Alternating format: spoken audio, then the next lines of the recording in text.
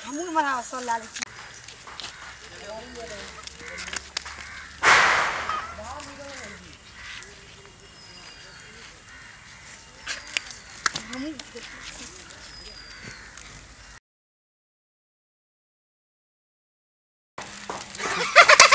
ये लागे चिकी ये खाना वो बड़े के खाना वो भाई तो लाग लागे तो हम ही लागे चिकी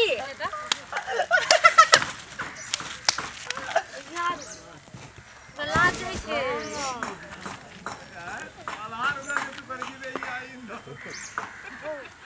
हम गोगताई ले छी गोगताई ले ना तो पिछले चौक घोग घर ले छी तो वो सब बता दी ना हां देखली ला दे के घोग घर ले जा घोग धापड़ से तो मस्त रही छी फिर झाप फिर झाप हो की कर ना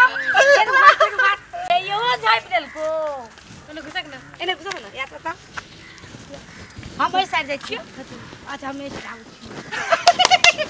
क्यों घोग बोल खाई हो तू क्या छ हो फिर झाप हो एन नाच त कतला हो फिर